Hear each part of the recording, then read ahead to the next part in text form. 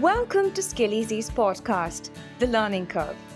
Skillizee is an initiative created by Aarna Singh, an educator with a deep-seated passion for enhancing skill development and fostering learning environments that thrive on creativity and progress. This podcast is focused around redefining holistic development in children that involves life skills that go beyond the pages of school textbooks and grades that have long remained and are currently the basis for major Indian education systems. In the upcoming episodes, we will be inviting guests from various industry backgrounds to talk about their take on education policies, how they developed their life skills, things they wish had been taught to them in school, and much more. So if you're looking for a fresh perspective on what general education could look like in a world where younger minds are equipped to think on their toes and navigate daily life, you've come to the right place. I'm Soundarya Jayachandran. I'll be your host for the day, and I can't wait to introduce our guest, Mr. Yash Tiwari, international youth mentor, advocate for mental health awareness, public speaker, and author of Josh Talks. He has his own critically acclaimed debut novel, A Celebration in Tribulation, that he wrote at the age of 16, along with many accolades to his name. He was also named one of the top 100 inspiring authors of India by Indian Awas in association with the UN. So without further ado, welcome Yash to this podcast. An absolute pleasure to have you here. Absolutely, absolutely. So, before we dig right into the main chunk of the conversation, can you describe yourself to our audience a little? Who is Yash Tiwari? What does he? What inspires him? And what have you been your biggest influences growing up? So please tell us a little bit about yourself. So, my name is Yash Tiwari, as you just mentioned. I'm a global youth mentor and international award winning public speaker, a mental health awareness advocate, and a speaker. I'm also a best selling author, having written multiple books, the first one which I authored at the age of 16. And I'm also a filmmaker, having recently produced my first feature film, which has went on to be screened and even win a lot many awards at various international film festivals. On the literary side of my journey, as I mentioned, I started when I was just 16 years old, and that is when I authored my debut novel, which went on to receive all these international accolades and awards, which I'm also very humbled and grateful for. And then I authored my second book, which is Pandemic 2020. Many of you might have heard of it as well, because that was one of the first fiction novels to ever be written on the coronavirus outbreak in the entire world. And so it went on to set various international records at the India Book of Records, the Asia Book of Records, and much more. And quite recently, I have authored my third fiction novel as well, which is titled Blisters of the Battle, which has went on to become one of the number one bestsellers on Amazon on the very day of its release. Now, to talk a little bit about my inspirations, because being a speaker and a youth mentor myself, I always feel very delighted when youngsters come up to me and they say that they see me as their inspiration or their force of guidance. So it is always a very humbling, a very joyous, a very delightful experience to listen to those words from a youngster or from youngsters around the globe. For me personally, however, when I ponder on that question, when I think about that question, I think my response would come down to the fact that I try to seek inspiration from the world around me, the people around me. It could be anybody really, because inspiration also has various definitions to it. I look at people and I think that, okay, this is a good thing that they're doing. I would also like to do something good in that regards. I look at somebody and if I see that, let's say they are being rude or they are being unkind, so that would become a lesson for me that I do not want to be unkind. I want to be kind, even in those conversations. I want to be genuinely positive even in those dialogues. So for me, the inspiration is something which can, of course, be found in every direction that we look in any direction that we look in. And that is how I look at that particular question. But then, on a very specific note, if I do have to give a not so diplomatic answer, I do have to say my teachers, my mentors, even my family members who are always so supportive, so encouraging, they do act as a great source of inspiration. For example, both of my grandfathers, my Nanaji and my Dadaji, they come from a very strong academic background. My Dadaji was a dean in a university. He was also an academic author. My Nanaji was a school teacher, he was a school principal for a very long time, and he was a fiction author, a storyteller. So, their literary endeavors and their zeal, their enthusiasm towards the art of storytelling and words, as well as their discipline and value that they would put on the words, that is something which also inspires me a great deal. So, that is how I would answer that question. But what's interesting to me is that you've dabbled in so many different things along your journey. So these I myself, when I was in the ninth or the 10th grade, your parents ask you to go for dance class, writing class, music class. So there's like about four or five of these things that you're doing at a young age, and then you realize that sometimes as a child you feel like I'm good at music, I'm really good at dance as well, I'm really good at writing as well. So when a person is good at so many things. How do you think you find that kind of focus to pursue them one at a time? Because I understand that it can be a little overwhelming. For me personally, it never does. For me personally, the more I'm able to, let's say, locate the potentials in my own self in various fields, it just becomes a more, let's say, empowering message for me that, okay, I can do that as well, I can do this as well. And that is, of course, my individual experience and my individual opinion on this question. Because as I mentioned earlier, I started my professional journey as, a global writer, a global speaker, at the age of 16. And if I speak very specifically about that time period, I was just finishing off with my 11th standard, starting with my 12th standard. I was elected as the head boy of my school. I was also, of course, preparing for my 12th boards examination, and that too with the science stream. Now, I'm not saying which stream is more difficult, which might be less, but in my personal experience, the stream of science does require a great deal of practical input towards the studies and the academics. So there was a lot of academic responsibility which I was aware of. I was very clearly aware of all of that, and I wanted to excel in that as well. And that was also the time period when I decided that, what I feel more responsible towards, even more than the academics and all of that, is my creative passion, my creative endeavors that I can visualize. I just have to work on them. I can visualize that book I want to write. I just have to write it somehow. And so, with that, that inkling in my own self, with that inkling, and I always call the stories I work on, the books I write, the movies I make as the grace from God. I always say that, it is the grace from God guiding me in all these literary endeavors. And so that is something which, for me personally, felt like a very important responsibility that I was also joyous and excited about. So, to summarize that answer, I just started writing. I took the leap of faith. I started writing my debut novel while preparing for my 12th boards examination with biology, and also being the head boy of school and much more. So, what happens is, when I am working in all these different spheres at the same time, without even consciously thinking about it, in a very subconscious or unconscious manner, all these avenues, all these dimensions, all these, I would say, potentials from various fields of life, they come together to help you in that endeavor.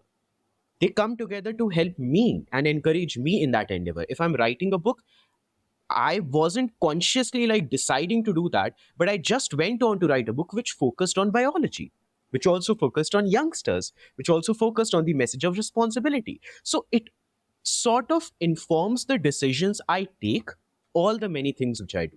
Like, for example, recently when I made my first feature film titled The Three Hues, it is a story about what it means to be a youngster in the modern world. What are the dilemmas that the youngsters face? How to deal with that stress? How to deal with the depression? How to find your unique voice in all of that, in all the, the noises of the world.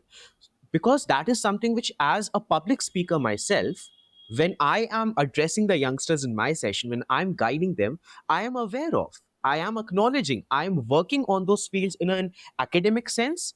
And so in the fictional sense of writing a story, it just comes, it just seeps in that as well. So to summarize that long understanding which I have on this question, the single sentence answer I would like to give is that when I know that I have potentials in all these many fields, every single thing I do, these actions, these projects, they become informed by all the other things I possibly can do as well.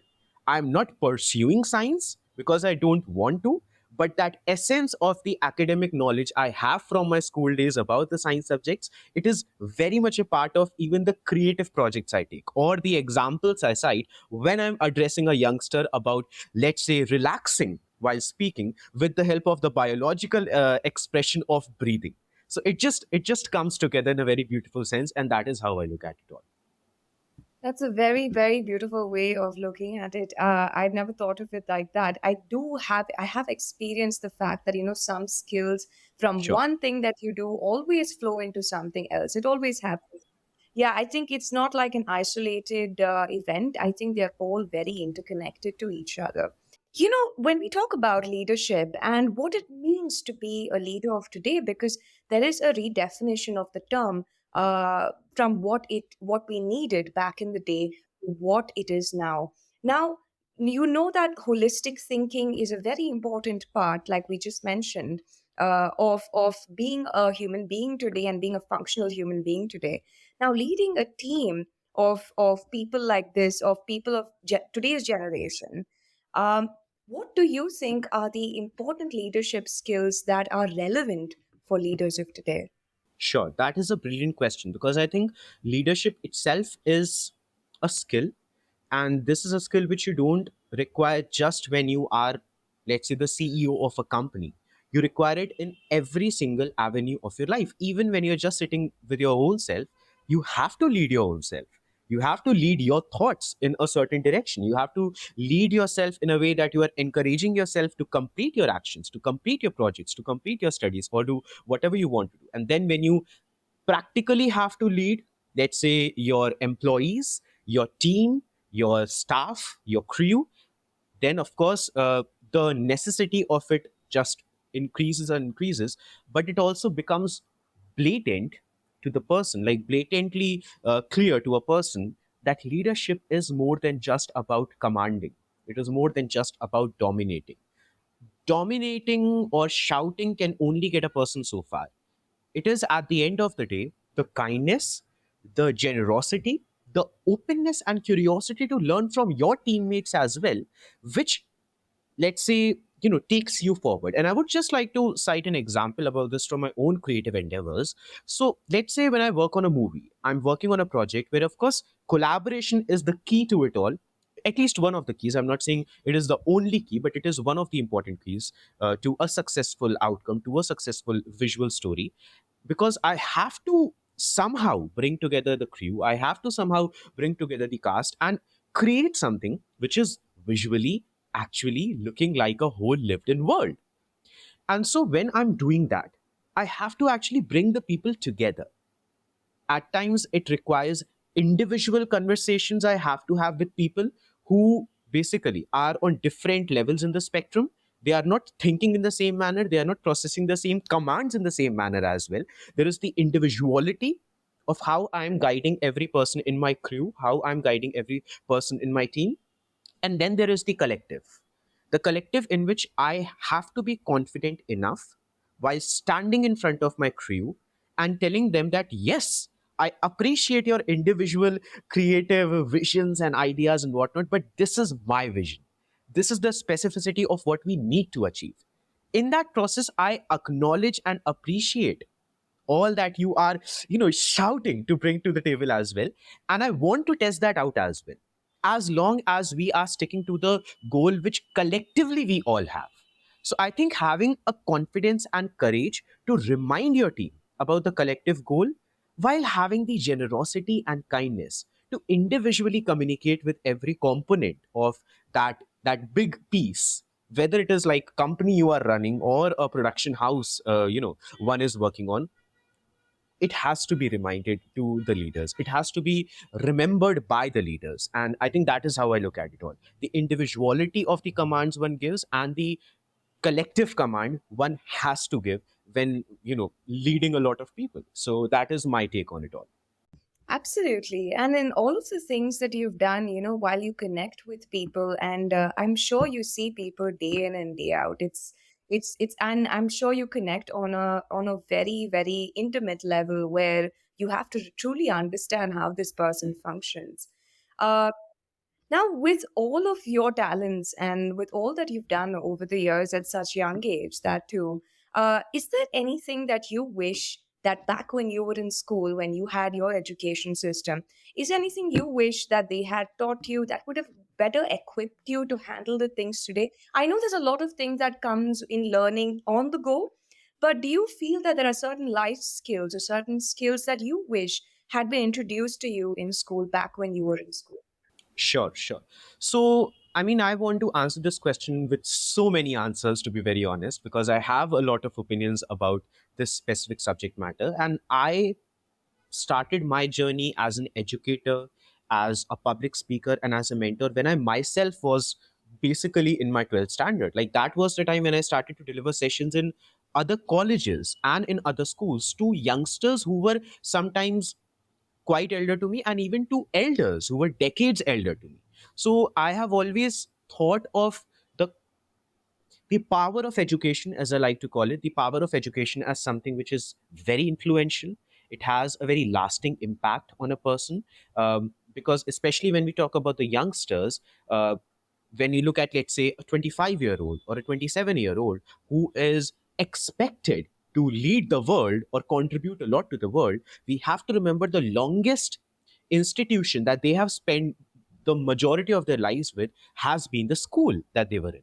So, all that they have learned or all the personality that they have developed during their school years is some way, somehow going to be reflected in the world out there.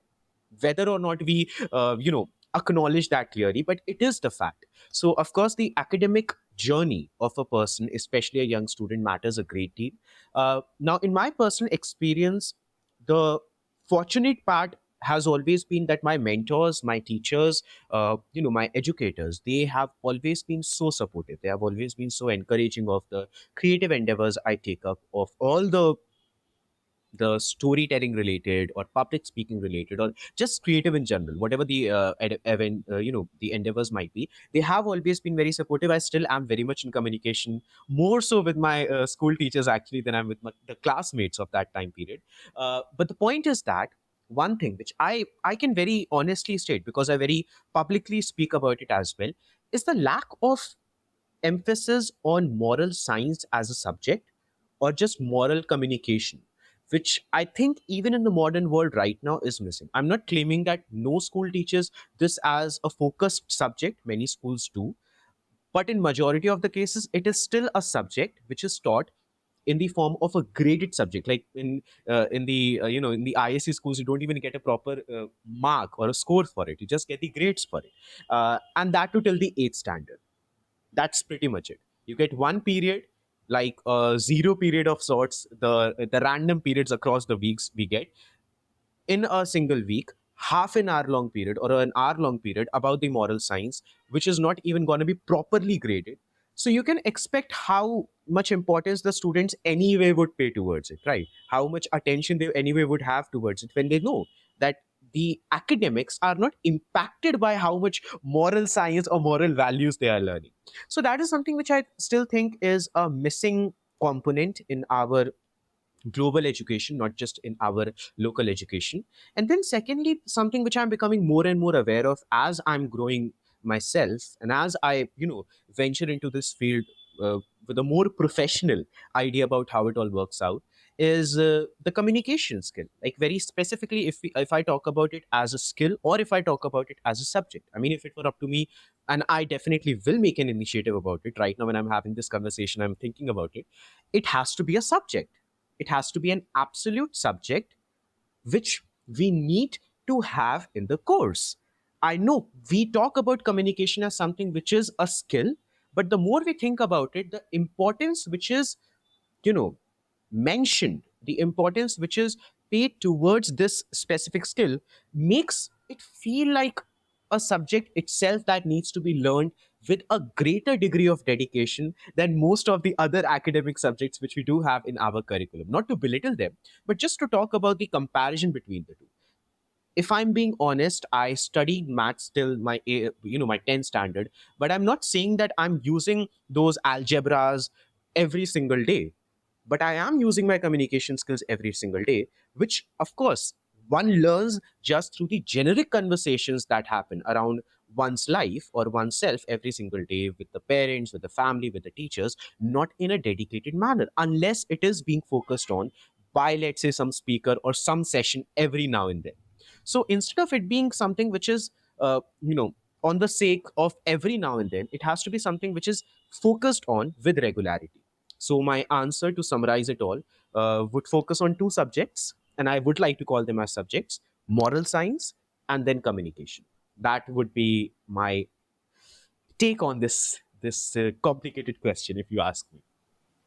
Absolutely. And I feel like there has been a lot of, you have dabbled in mentorship so much, and that's why it allows you to see through the things that work and see through the things that don't work. What has your what has your mentorship been like? What have your mentors been like? And has there been someone in the past whose, how do you say, whose methods have really resonated with you in terms of teaching, in terms of mentoring? What are those values that that resonated with you most, and how was that mentorship like? Who was that person? Sure. So, I mean, uh, I do think that my mentors, if I'm talking about human beings particularly, then in that regards, my mentors would be the educators in my school, whom I have, of course, I think already mentioned twice or thrice in this single conversation, because of course, the profound impact that they have on me.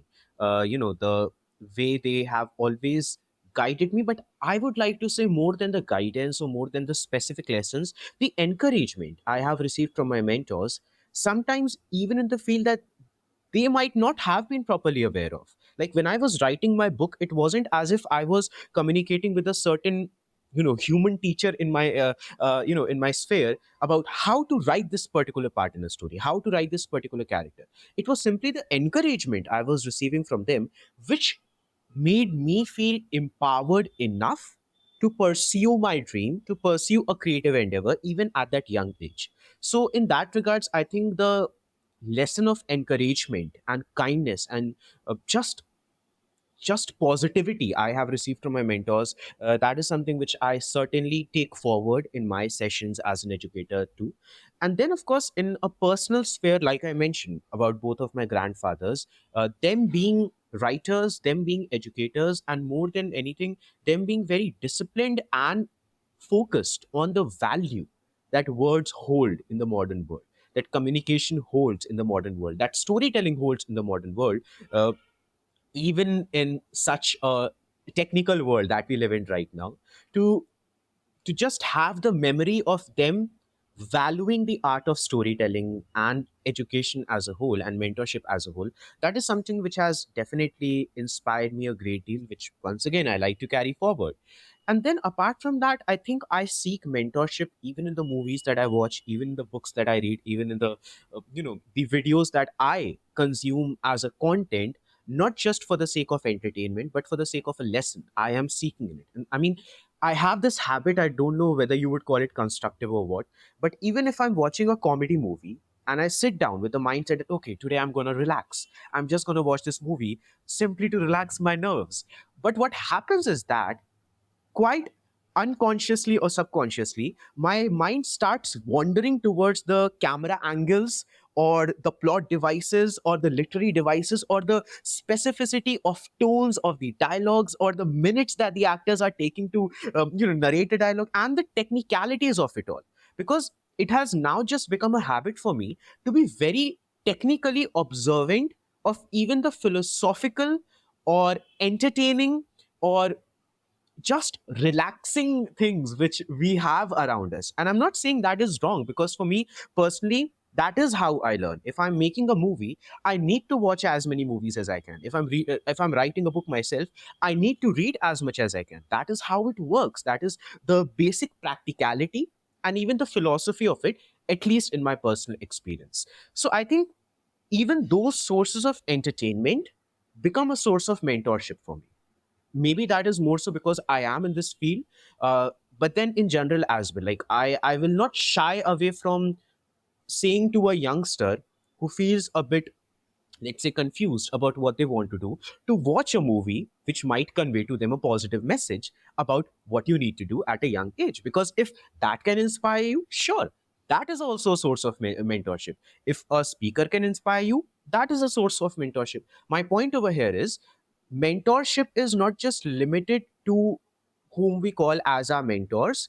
It has to be very much diverse in terms of learning as much as we can from everything that we are surrounded by, entertainment or otherwise. World where there's so much influence, and we're never short of influence in this world, because if it's not your mentors, if it's not people who are around you, not the yes, there's always something trying to drive us towards a particular direction. And I feel like sometimes, while it can give you a lot of direction, sometimes what happens is there is a tendency to parrot some kinds of journeys, and individuality may get lost in that. So, for students, for children who are finding it tough to find their purpose, and I do believe that purpose is not like one stagnant destination. I feel like it can change with time. It changes with you as a person, because you evolve and then your purpose evolves. So, in a world where individuality is celebrated, but also there is immense amount of influence, how would you advise someone to find themselves? Sure, that is a beautiful question, I have to say, because this is something which, you know, this is what it all boils down to in everything that you're doing. Even in a board's examination you might be appearing for, the way you prepare for that exam, whether you are doing that year long or you are doing that one night before the exam, what is the reasoning behind it? What held you back throughout the entire year, that you had to prepare for it all only one night before the exam? Why couldn't you prepare throughout the year? I'm not saying it was just because of the distractions. It could even be because of the mental health issues. It could even be because of some anxiety that you were feeling during the classes. And even when you're sitting in those classes for hours long, you were not able to consume anything in them because you were so much, let's say, caught up in the storm in your own mind. My point over here is it all boils down to the fact that how much are you able to look into your own self and find the reasons within your own mind, within your own self, about the things that you are doing and the way in which you are doing all of those things. If you are being very constructive, what is it that is driving you? If you are being very let's say, not lazy, but if you are, let's say, procrastinating a lot about an important project in front of you, what is the reason for that as well? If you have a dream, if you have a goal, what is it that you actually want to achieve through that, which will fulfill your soul, which will give a sense of joy to your soul? So to answer your question, I think the first step that a person needs to take in order to just realize that potential or reasons about the actions or for the actions that they take up in their life would be to have a very introspective mindset, or rather a curiously introspective mindset. I like to call it curiously introspective because you can just sit down with yourself for the sake of, that mental health break, as we like to call it, and not do anything. Or you actually can sit down and do something constructive out of it when you are being curious about why is it that you need that mental health break. Why is it that you require those 2 moments of just sitting in the calm every single day? Why are you requiring that very necessarily? Which is a positive question. It doesn't only let's say, point out the pressures or the anxieties. It might simply be about coming to the answer that no matter how active you are, but when you are being calm, that is when you are able to think the most. That is when you're able to creatively conceptualize the most. So, whatever your answers might be, I'm saying that looking for those answers while being curiously introspective about your own self is absolutely essential. Now, this is something which I always recommend this quick tip for, which is to do a quick SWOT analysis. Now, SWOT analysis is something which I think most of the people must be pretty aware of, especially in the academic sphere, as we like to call it, the strength, weakness, opportunity, threat analysis of businesses or products in general. Like how much would they survive in the market? or in the the present economy based on analyzing the statistical vulnerabilities or the statistical strengths, weaknesses, opportunities, and threats and stuff like that of these companies or products and whatnot. But I recommend to do the SWOT analysis of your own self and your own mind and your own thoughts to, I would say, or like as a regular practice. You make it a practice of yours to just sit down with yourself at least for a minute or so. I'm not saying that you have to sit down for an entire hour thinking about your strengths and weaknesses, but just for a minute, sit down today after this session and think about your strengths and weaknesses. If you're not able to come up with anything on a piece of paper, that is fine, but it is informing you about your lack of self awareness. So that itself becomes a point to write down in your weakness column. That itself becomes a point to write down in your threats column. If you are able to come up with a lot in that first minute or the first round of SWOT analysis itself, that becomes a point to add to your list of strengths, which might already be very long. But my point is making a conscious and regular effort to be curiously introspective about the story within here more than the story out there. That is what it all boils down to. And that is, in my view, one of the most important first steps that you can take towards not just unlocking your potentials, but even, let's say, channeling them to a greater degree, utilizing them to a greater degree. Because one is able to use one's potential only when one is aware of them. So the acknowledgement is the first step towards fulfillment. That is how I think of it all. Yes, for sure. But I think that from that first step, we can get into uncharted territory that we didn't even know was possible. We can open up so much, potential that we didn't know that we had, only if we give it a chance. But, sometimes what I'm thinking and what I'm feeling, so not everyone is able to articulate that. I might not be able to really put what I'm thinking into words. And see, there is a first level of translation that happens where I tell you how I'm feeling, and then you understand it differently. So there are two different words that happen. So for me, it was feeling to thought, thought to word, word to communication. Now, not everyone always has that skill to completely transform a thought most accurately and articulate it. Now, for a child that's trying to do that, as a master orator yourself, what would be the advice that you would give someone who is trying to develop that muscle to to be a better speaker, better articulator? Sure, sure. Like we were talking about the importance of communication skills in the previous part of our conversation today as well, this is something which cannot be overlooked. And, the most interesting part of the question itself is the fact that here we are talking about communicating more so with one's own self. Because here we're not just talking about communicating with others, we are talking about the being lost in translation even when you are talking with your own self. What are the words that you are telling your own self? What is it that you are feeding to your own mind based on your thoughts and introspective conversations? So, of course, like we talked about earlier, communication is something which happens not just externally. There, though, it is without a doubt necessary, especially in the modern, connected, globalized world of today. But more than the people you communicate with on regular basis, chances might be that you are talking with your own self much more than that, more regularly than that, even for many people. So yes, the development of that muscle, the development of that skill is very important, and it has to be developed firstly with the foundation of kindness, that no matter what you speak, whether you are speaking to your own self or you are speaking with people out there, you are being kind in your words, you are at least making an effort to be kind and as generous in your words as you can be. That is at least how I look at it all. Then, secondly, if I'm talking about the specifics or the specific steps you can take in order to build your communication skills, this is one of the topics I always feel very excited about. This is one of those topics I speak the most about in my master classes and workshops. And in many of my TED Talks and Josh Talks as well, I have guided about how to develop your communication skill. But we have to be very specific in this answer because we don't have much time, and if I go into the details it might take another hour or so. So to be much on point with how to develop your communication skills, I would like to talk about this mantra, which I like to call as the rule of 5C. But before I go into that, I do have a request for you, Saundarya. And the request is, can you kindly show me your hand right now? Can you show me the five fingers you have? Okay, so we are counting the thumb as a finger as well. Okay, five fingers over here. Now, in these five fingers, you have to do something. You have to just repeat the counting after me: one, two, three, four, and five. Five fingers. Okay. Now just shake your hand. Just shake it and let the blood flow. Let it be relaxed. Absolutely relaxed. Yeah.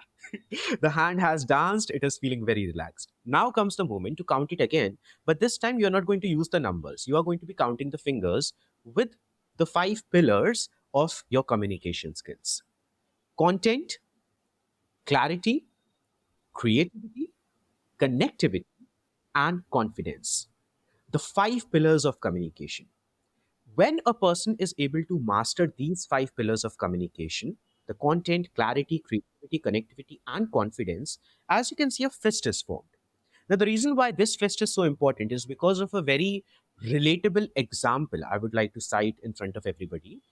The reason why you feel scared to speak in most of the instances is because you feel that whenever you are making an effort to communicate or whenever you're making an effort to share your thoughts, a wall is raised around you, a wall of anxiety, nervousness, introversion, however you want to call it, but that wall is raised around you, which is preventing you or is just frightening you from even sharing the thoughts, the clear thoughts which are coming up in your mind.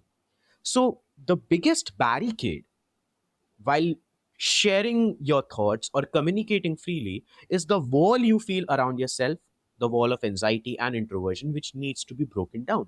This fist, formed by mastering the five pillars of communication, breaks that wall. And when that wall crumbles down, you feel confident enough to speak publicly or just communicate in whatever way you want to. Now, to very quickly and very briefly give an overview of how these five pillars work out. Firstly, we have the content. Content refers to, of course, what you want to speak, as simple as that. But what I want to focus on is the authenticity of content.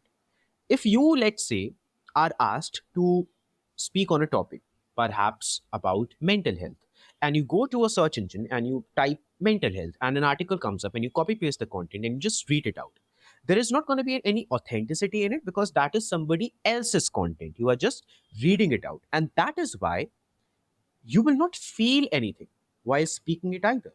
It is the content which is your own, which has a dimension of authenticity of your own, which feels the most interestingly inspiring to the audiences and even to your own self. The reason why right now I feel very energetic to speak, as you can see, my positive energy is going higher and higher and will keep on going higher, is because I am sharing the content from my personal experiences, making an effort to be genuinely kind and positive and authentic in all that I say. So, firstly, one has to work on the content. Second comes the clarity.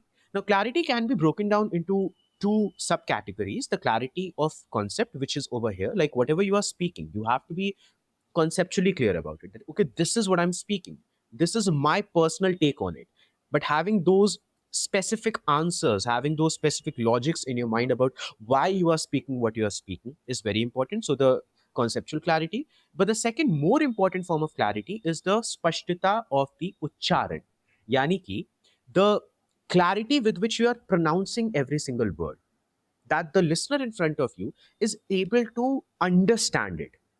See, a person will be able to find some sort of an intrigue or fascination in your words only when they are firstly able to understand it, right? So, that clarity in your way of communication is very important. Thirdly comes the point of creativity, which I'm not going to speak much on because every person has their own uniqueness, and I don't want to categorize it into this being the right form of creativity or that being the right form of creativity. The only point which I want to make in regards to creativity is to not mimic anybody. When you, let's say, observe a speaker and you find their way of speaking interesting, chances are that you are finding them interesting because they are speaking in their unique voice. They are not mimicking somebody else. So if you find them interesting or inspiring and you start mimicking their voice when you are speaking, even if the content is your own, it will not make any impact. It will not be creative for your audience because creativity is found in those art forms, in those projects, in those words which the audiences can not find anywhere else. The reason why some of your educators just stand out in your memory is because they were so creative while giving you those lectures and teaching about a lesson in physics with the examples from the real life. So that is how it works out in terms of creativity, which brings us to our fourth point: through creativity, finding a sense of connectivity, but also focusing on some pointers related to the body language in order to connect with your audience. First of all, maintain eye contact, because your audience wants to see into the eyes of the person that they are willing to be inspired by or just willing to listen something from.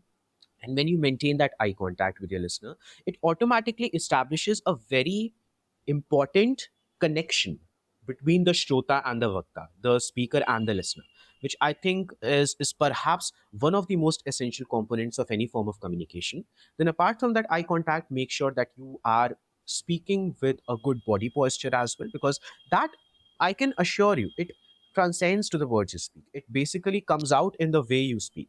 The reason why at moments, in certain moments, you do not feel a sense of confidence is because maybe you are slouching, maybe you are not even looking at the unstraightened back, and the moment you do straighten that back, automatically that confidence of physicality is translated in the form of a confidence in your words as well, which of course brings to the fifth point, the point of confidence itself, which I think comes down to the fact that, once again, just like creativity, every person has their own definition of confidence. But the most important definition of confidence I find in my personal experience is that when there is a genuine value in what is being communicated.